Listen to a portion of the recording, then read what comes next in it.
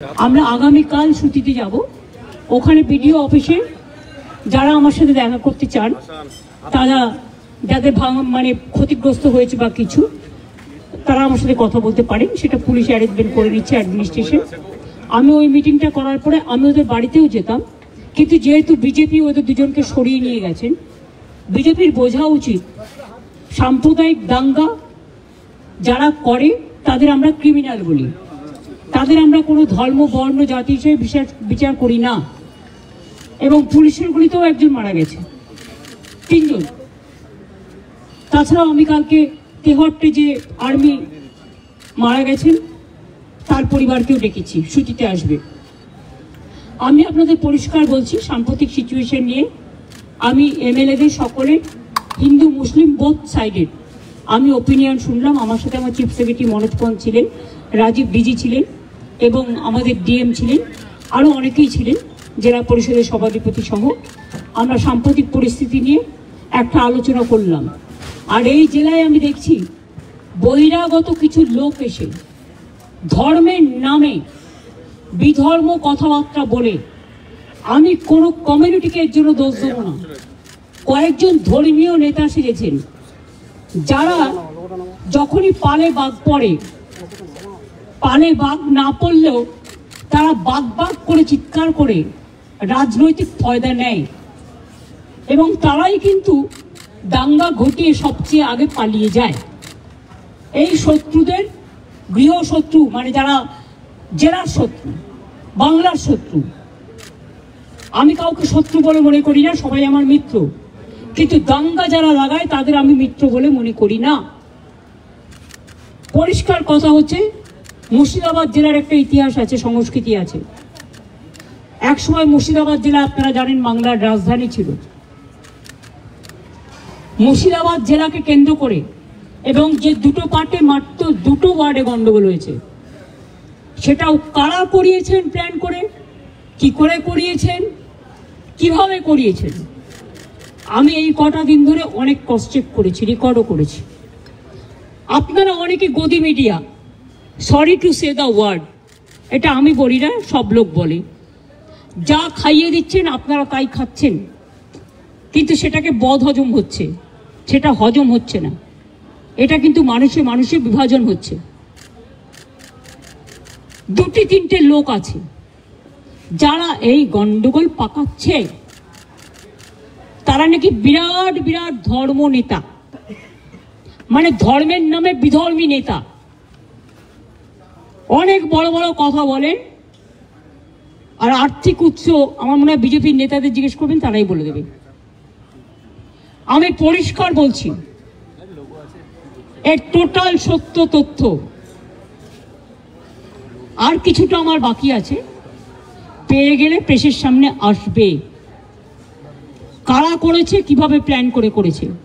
আমি নিজে হিন্দু নই, আমি নিজেও তো হিন্দু পরিবারের মেম্বার, তো আমি কেন হিন্দু মুসলমান করব? কিন্তু আমি যখন চেয়ারে থাকি বা কোনো রাজনীতি করি বা কোনো সংগঠনে থাকি, আমার কাছে হিন্দু মুসলমান শিখ খ্রিস্টান জৈন ঈসাই পারসিক সবাই সমান। আমি চাই না কোনো সম্প্রদায়ের লোক বাংলায় কোনোভাবে আক্রান্ত হোক। চক্রান্ত করে এত ভয় কিসের? তোমরা তো ঘুরে গেছো, ঘটনা ঘটার পরের দিনই মানবাধিকার কমিশন চলে এলো। কই মণিপুরে তো যায়নি, 2 বছর ধরে গন্ডগোল হয়েছে। ইউপিতে তো যায়নি, রাজস্থানে তো যায়নি, উড়িষ্যায় তো যায়নি, বিহারে তো যায়নি, দিল্লিতে দাঙ্গায় এত লোক মারা গেছে, একবারও তো যায়নি। হঠাৎ কি হলো? পরের দিনই, ঠিক নোটবন্দির পরের দিন পেটিএমের অ্যাডভার্টাইজমেন্ট বেড়েছিল, দেখেছেন? যদি আগের থেকে ঠিক না করা থাকতো তাহলে ভোরবেলায় বেরোলো কি করে, রাত 8টায় ডিক্লেয়ার করে।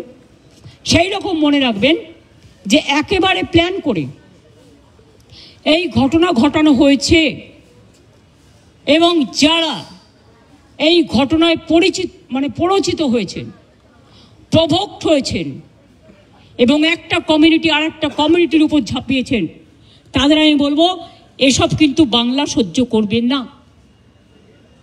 আমি কারো বিরুদ্ধে নই, কিন্তু আমি দাঙ্গার বিরুদ্ধে, আমি চক্রান্তের বিরুদ্ধে, আমি ষড়যন্ত্রের বিরুদ্ধে পরিষ্কার বলছি। আমি নয়, দুটো পরিবারের সাথে দেখা করে 10 লক্ষ টাকা করে আমাদের কমিটমেন্ট ছিল, হাতে তুলে দিয়ে আসতাম। তো আপনারা লুকিয়ে নিয়ে গেলেন কেন? এটা কিডন্যাপিং করে নিয়ে যাওয়া নয়, কাউকে নিয়ে যাওয়া। তাদের দিয়ে কালকে আমাকে খুব গালাগালি দিয়েছেন। দিনরা আমায় গালাগালি দিলে আমার গায়ে ফোসকা পড়বে না, বাট যারা দাঙ্গা করেছেন তারা বুঝে রাখুন, আপনারা করছেন দাঙ্গা আর গালাগালি খাচ্ছি আমি। কেন? আমি কি আপনাদের কাউকে বলেছি কেউ কারো বিরুদ্ধে দাঙ্গা করুন? আর বিএসএফই বা কেন গুলি চালিয়েছিল? বিএসএফ যদি গুলি না চালাতো পরের দিনের ঘটনা ঘটতো না, এটা আমার দৃঢ় বিশ্বাস।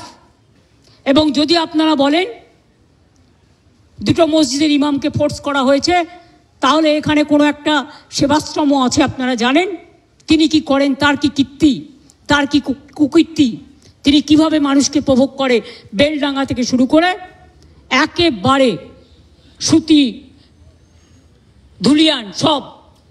আমি কিন্তু প্রত্যেকটা কাজ জানি। আমাকে এত দুর্বল ভাবার কোনো কারণ নেই। এমনকি উনি মাঝে মাঝে রাতে লাইট নিভিয়ে দেন। যখন ওয়াকআপ নিয়ে আন্দোলন হচ্ছিল আমি শুনলাম 48 ঘন্টা লাইট নিভিয়ে রেখেছিলেন।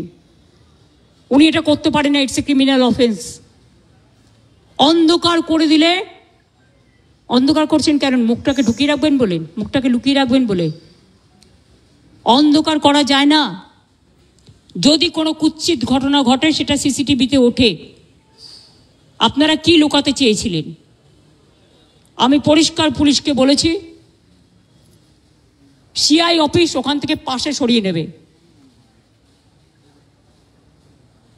উনি তো সেন্ট্রাল প্রোটেকশনে আছেন, থাকুন, ভালো থাকুন, আমার কোনো আপত্তি নেই। আমি কারো ক্ষতি চাই না। ভারত সেবাশ্রম সংঘের দিলীপ মহারাজকে আমি শ্রদ্ধা করি। উনি সেক্রেটারি মহারাজ, উনি সব প্রোগ্রামে আমাদের আসেন। এমনকি জগন্নাথ ধামেও গেছিলেন, লোক পাঠিয়েছিলেন তিনি তার পক্ষ থেকে। তিনি যেতে পারেননি, শরীরটা খারাপ ছিল, মা কালী মন্দিরে এসেছিলেন। আমি যখন গঙ্গাসাগরে যাই, গঙ্গাসাগরের ভারত সেবাশ্রম সংঘ আমাদের খুব সাহায্য করে। আমি প্রতিবার সেখানে যাই। কিন্তু এখানের ব্যাপারটা একটু আলাদা। এখানে গদ্য পদ্য সদ্য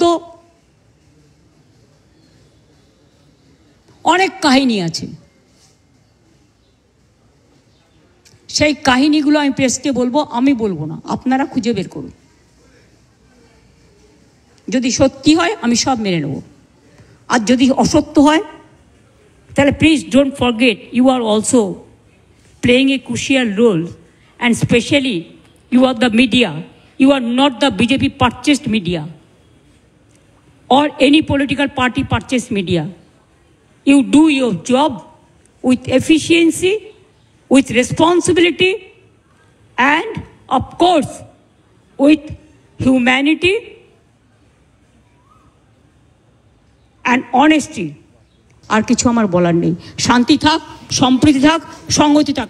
আমি এসেছিলাম ওদের সাথে দেখা করতে, কিন্তু আমার কোনো দোষ নেই, কারণ আমি যেতেও চেয়েছিলাম ওদের বাড়ি, কিন্তু তাদের লুকিয়ে নিয়ে যাওয়া হয়েছে কেন? কোয়েশ্চেনটা তো আমার থাকবে। তার মানে ডাল মে কি কুছ কালা হ্যায়?